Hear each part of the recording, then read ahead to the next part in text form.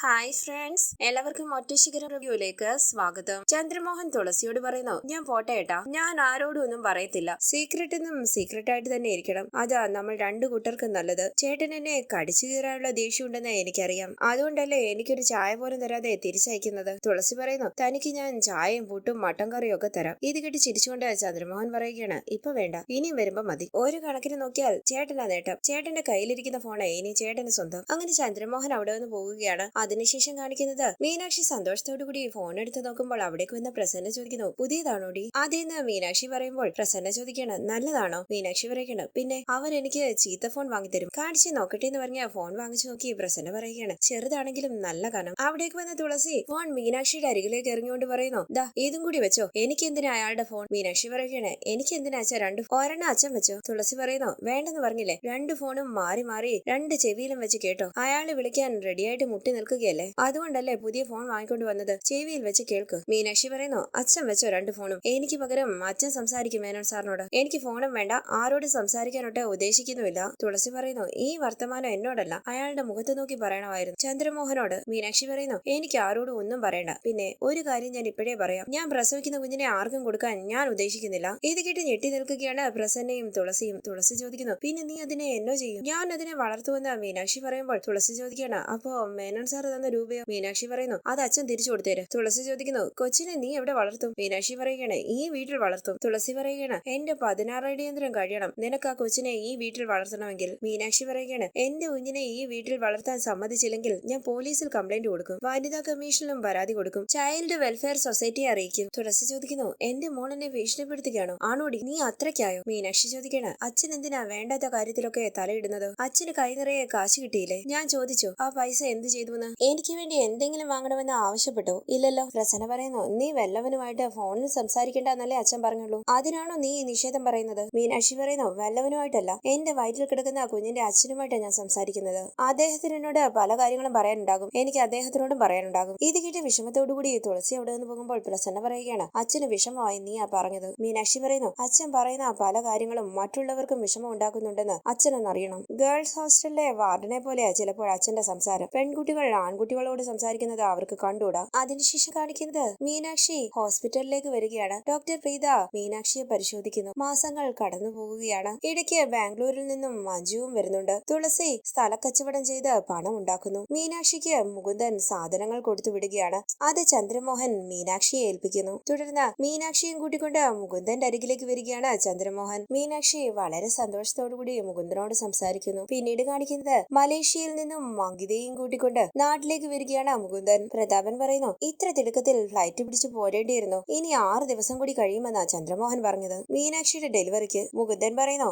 6 ദിവസമൊക്കെ അപ്പൂപ്പന്താടി പോലെ പറന്നു പോകുവോടോ. പ്രതാപൻ പറയുന്നു, എനിക്ക് സന്തോഷമേ ഉള്ളൂ നിങ്ങളിപ്പോ വന്നതില്, 2 ദിവസം കൂടി നേരത്തെ ആയിരുന്നെങ്കിൽ കുറെ കൂടി സന്തോഷമായേനെ. അങ്കിത പറയുന്നു, മനസ്സിലായി, മുകുന്ദന്റെ കൂടെ കമ്പനി കൂടാനല്ലേ. മുകുന്ദൻ ചോദിക്കുന്നു, നമ്മുടെ തുളസീധരൻ ചേട്ടൻ എന്തു പറയുന്നു ചന്ദ്രമോഹൻ? ഇപ്പോഴും വെട്ടൊന്ന മുറി 2 എന്ന മട്ടിലാണോ? ചന്ദ്രമോഹൻ പറയുന്നു, സ്വഭാവത്തിനൊന്നും ഒരു മാറ്റവും ഇല്ല, എന്നെ കണ്ടൂടെ മൂപ്പർക്ക്. ചന്ദ്രമോഹൻ എന്ത് പിഴച്ചുവെന്ന് പ്രതാപൻ പറയുമ്പോൾ ചന്ദ്രമോഹൻ പറയുകയാണ്, ഞാനല്ലേ കൂടെ കൂടെ മീനാക്ഷിയുടെ ക്ഷേമം അന്വേഷിക്കാൻ ചെല്ലുന്നത്, അത് ചേട്ടൻ ഇഷ്ടമല്ല. പിന്നെ വേറൊന്ന്, ഞാൻ നിർബന്ധിച്ച് മീനാക്ഷിയെ ഹോസ്പിറ്റലിൽ കൊണ്ടുപോകും ചെക്കപ്പിന്. തുളസി ചേട്ടൻ 18 അടവും പയറ്റി നോക്കും മീനാക്ഷിയെ ചെക്കപ്പിന് വിടാതിരിക്കാൻ. പരിചയക്കാരും ബന്ധുക്കളും മീനാക്ഷിയെ കാണുമെന്നുള്ള പേടി. വയറൊക്കെ വലുതായി, ഇനിയിപ്പം മറച്ചു വെക്കാനൊന്നും പറ്റത്തില്ലല്ലോ. പ്രതാപൻ പറയുന്നു, ഓ അതാണ് കാര്യം. മുകുന്ദൻ പുഞ്ചിരിച്ച് ആലോചിച്ചിരിക്കുകയാണ്. തുടർന്ന് വീട്ടിലേക്ക് വന്ന പ്രതാപൻ മുകുന്ദനെ പുതിയ കാറ് കാണിക്കുകയാണ്. മുകുന്ദൻ പറയുന്നു, കൊള്ളാം, സെക്കൻഡ് ഹാൻഡ് ആണല്ലേ. പ്രതാപൻ പറയുകയാണ്, മുകുന്ദേട്ടൻ വല്ലപ്പോഴും അല്ലേ വരുന്നുള്ളൂ, അപ്പൊ അങ്ങോട്ടും ഇങ്ങോട്ടും പോകാനും വരാനും ഇത് മതിയല്ലോ. കൊള്ളാമെന്ന് മുകുന്ദൻ പറയുമ്പോൾ, നമുക്ക് വൈകിട്ട് കാണാം, ഞങ്ങൾ പോട്ടെ എന്ന് പറഞ്ഞ് ചന്ദ്രമോഹനെയും കൂട്ടിക്കൊണ്ട് പ്രതാപൻ അവിടെ നിന്ന് പോകുകയാണ്. പിന്നീട് കാണിക്കുന്നത് മുകുന്ദന്റെ അരികിലേക്ക് വന്ന അങ്കിത പറയുന്നു, എനിക്ക് മീനാക്ഷിയോടൊന്ന് സംസാരിക്കണം. ഇപ്പോഴൊന്ന് മുകുന്ദൻ ചോദിക്കുമ്പോൾ അങ്കിത ചോദിക്കണം, ഇപ്പോഴെന്താ കുഴപ്പം? മുകുന്ദൻ പറയുകയാണ്, ഞാനൊന്ന് വിളിച്ചു നോക്കട്ടെ, ഉറങ്ങിയോന്ന് അറിയില്ലല്ലോ. 9:30 ആയതല്ലേ ഉള്ളൂ എന്ന് അങ്കിത പറയുമ്പോൾ മുകുന്ദൻ പറയുകയാണ്, പൂർണ്ണ ഗർഭിണിയല്ലേ, ചിലപ്പോൾ നേരത്തെ കിടന്നെങ്കിലോ. അങ്ങനെ മുകുന്ദൻ മീനാക്ഷിയുടെ ഫോണിലേക്ക് വിളിക്കുകയാണ്. ഫോൺ അറ്റൻഡ് ചെയ്ത് പ്രസന്ന ഹലോ എന്ന് പറയുമ്പോൾ ഫോൺ വാങ്ങിച്ച് തുളസി ചോദിക്കുന്നു,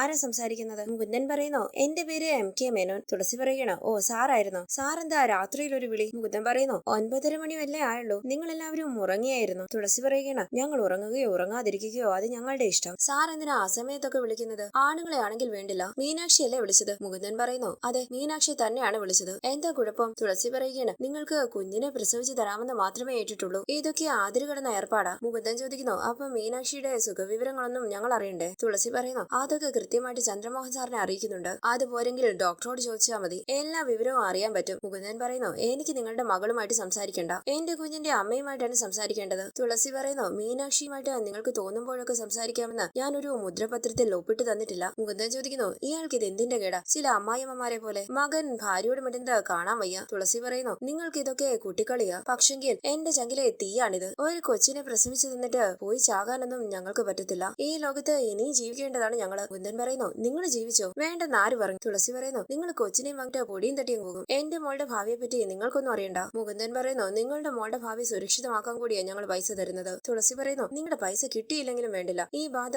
തലേന്നൊന്ന് ഒഴിഞ്ഞു കിട്ടിയാൽ മതിയെന്നേ ഉള്ളൂ. അതിനിടയ്ക്ക് ആ വിളിയും പറിച്ചിലും. മുകുന്ദൻ പറയുന്നു, ശരി, ഇനി വിളിക്കുന്നില്ല. നിങ്ങളുമായിട്ടുള്ള എല്ലാ ബന്ധവും ഇവിടെ ഉപേക്ഷിക്കുക. എനിക്ക് നിങ്ങളുടെ മോളെയും വേണ്ട, അവള് പ്രസവിക്കുന്ന കുഞ്ഞിനെയും വേണ്ട. നിങ്ങൾ വാങ്ങിയ പൈസയും തിരിച്ചു തരണ്ട. നിങ്ങൾ എടുത്ത് മടിയിൽ വെച്ചോണ്ടിരുന്നു. ഇത് കിട്ടിഞ്ഞിട്ട് തുളസി പറയുന്നു, അങ്ങനെ പറഞ്ഞാൽ എങ്ങനെയാ? നിങ്ങൾ ഏറ്റെടുത്തോളാമെന്ന് പറഞ്ഞു. മുകുന്ദൻ പറയുന്നു, നിങ്ങൾക്ക് വലിയ ബുദ്ധിമുട്ടല്ലേ? മീനാക്ഷിയോട് സംസാരിച്ചാൽ നിങ്ങളുടെ മാനം പൊട്ടിത്തെറിക്കുമല്ലോ. ഇത് കേട്ട് തുളസി മീനാക്ഷിയുടെ കയ്യിലേക്ക് ഫോൺ കൊടുക്കുകയാണ്. മുകുന്ദൻ പറയുന്നു, ഹലോ, ആരാ ഇത്? മീനാക്ഷി പറയുന്നു, ഞാൻ മീനാക്ഷിയാ. എന്താ സാറേ പ്രശ്നം? മുകുന്ദൻ ചോദിക്കുന്നു, തന്റെ അച്ഛന് ഭ്രാന്താണോ? മീനാക്ഷിയോടൊന്ന് സംസാരിക്കണമെന്ന് പറഞ്ഞാ അയാൾ ഈ ബഹളം മുഴുവൻ ഉണ്ടാക്കിയത്. മീനാക്ഷി പറയുന്നു, സോറി സാർ, അച്ഛൻ എന്റെ കാര്യം ഓർത്തിട്ട് ഭയങ്കര വേവലാതിയാ. മുകുന്ദൻ പറയുന്നു, വേവലാതി? ഇത് വേവലാതി ഒന്നും അല്ല, ജലസിയാ. മീനാക്ഷി പറയുന്നു, ഞാൻ സോറി പറഞ്ഞല്ലോ സാർ. മുകുന്ദൻ പറയുകയാണ്, എന്റെ വൈഫിന് മീനാക്ഷിയോടൊന്ന് സംസാരിക്കണം, അതിനാ വിളിച്ചത്, കൊടുക്കട്ടെ? ഇത് കേട്ട് മീനാക്ഷി കൂടുമ്പോൾ ഫോൺ വാങ്ങി ഹലോ എന്ന് പറയുകയാണ് അങ്കിത. മീനാക്ഷി പറയുന്നു, ഹലോ ആന്റി. ആന്റിന്ന് വിളിക്കാമോന്ന് അറിയില്ല. സന്തോഷത്തോടു കൂടി അങ്കിത പറയുന്നു, മീനാക്ഷി, നമ്മൾ ആദ്യമായിട്ടാണ് സംസാരിക്കുന്നതല്ലേ? അതേന്ന് മീനാക്ഷി പറയുമ്പോൾ അങ്കിത പറയുകയാണ്, എനിക്ക് പകരം എന്റെ കുഞ്ഞിന്റെ അമ്മയാകാൻ പോകുന്ന ആളല്ലേ? മീനാക്ഷി പറയുന്നു, ആന്റി,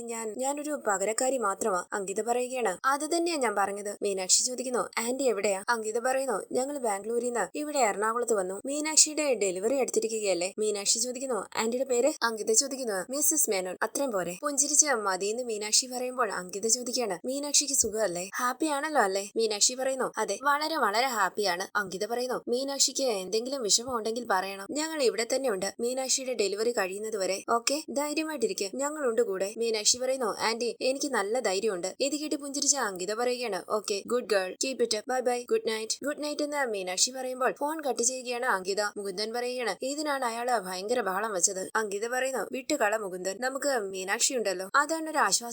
മുകുന്ദൻ പറയുമ്പോൾ സന്തോഷത്തോടു കൂടി നിൽക്കുകയാണ് അങ്കിത. പിന്നീട് കാണിക്കുന്നത് മീനാക്ഷിയും പ്രസന്നയും കൂട്ടിക്കൊണ്ട് ഹോസ്പിറ്റലിലേക്ക് വരികയാണ് ചന്ദ്രമോഹൻ. ചന്ദ്രമോഹൻ പറയുന്നു, ഇവിടെ ഇറങ്ങിക്കോ, ഇവിടെ ആകുമ്പോൾ അധികം നടക്കണ്ടല്ലോ, ഞാൻ കാറ് പാർക്ക് ചെയ്തിട്ട് വരാം, നിങ്ങൾ അകത്ത് കയറി ഡോക്ടറെ കണ്ടോളൂ. മീനാക്ഷിയും കൂട്ടിക്കൊണ്ട് ഡോക്ടറെ കാണാനായി പോവുകയാണ് പ്രസന്ന. മീനാക്ഷിയെ പരിശോധിക്കുന്ന പ്രീത ചോദിക്കുന്നു, ഡെലിവറി ഡേറ്റിന് ഇനി എത്ര ദിവസമുണ്ട്? 6 ദിവസമെന്ന് മീനാക്ഷി പറയുമ്പോൾ പ്രീത ചോദിക്കണം, അസ്വസ്ഥതയോ ഇല്ലല്ലോ? ഇല്ലെന്ന് മീനാക്ഷി പറയുമ്പോൾ പ്രീത പറയുകയാണ്, വയറിന് വലിപ്പ കൂടുതലുണ്ടെന്ന് വെച്ച് പേടിക്കണ്ട, കുഞ്ഞിന് നോർമൽ വലിപ്പമേ ഉള്ളൂ, സ്കാനിങ്ങിൽ കണ്ടത് അങ്ങനെയാ. തുടർന്ന് പ്രസന്നയുടെ അരികിലേക്ക് വന്ന പ്രീത പറയുന്നു, വേണമെങ്കിൽ ഇന്ന് അഡ്മിറ്റ് ആകാം, നിർബന്ധമൊന്നുമില്ല, ഹോസ്പിറ്റലിലാകുമ്പോൾ നല്ല കെയർ കിട്ടുമല്ലോ. പ്രസന്ന പറയുന്നു, അത് വേണ്ട ഡോക്ടർ. പ്രീത ചോദിക്കുന്നു, നിങ്ങൾക്ക് ഇതല്ലേ സൗകര്യം? ബില്ലെല്ലാം സരോഗേറ്റ് ഫാദറും ചന്ദ്രമോഹൻ കൂടി നോക്കിയോളൂല്ലോ. മീനാക്ഷി പറയുന്നു, അതുകൊണ്ടല്ല, അച്ഛൻ സമ്മതിക്കില്ല. പ്രസന്ന പറയുന്നു, അല്ലെങ്കിലും നോവ് തുടങ്ങുമ്പോൾ വന്നാ പോരെ, ഞാനൊക്കെ അങ്ങനെയായിരുന്നു. പ്രീത പറയുകയാണ്, അത് വേറൊരു കാലം, ഇപ്പൊ അങ്ങനെയല്ല, ഇനി അത് തിരിച്ചു വരാനും പോകുന്നില്ല. പ്രസന്ന പറയുകയാണ്, മരുന്ന് വല്ലതും ഉണ്ടെങ്കിൽ തന്നാ മതി, ഞങ്ങൾ പോയിട്ട് വരാം. പ്രീത പറയുന്നു, എന്നാൽ അങ്ങനെ ആവട്ടെ, ഡെലിവറി ഡേറ്റിന്റെ 2 ദിവസം മുമ്പെങ്കിലും അഡ്മിറ്റ് ആകണം, അത് ഞങ്ങൾ വന്നോളാമെന്ന് പ്രസന്ന പറയുമ്പോൾ പുഞ്ചിരിച്ച് പ്രീതയെ നോക്കുകയാണ് മീനാക്ഷി. അങ്ങനെ ഇന്നത്തെ എപ്പിസോഡ് അവസാനിച്ചു. Thank you for watching. Please subscribe, like, share my channel.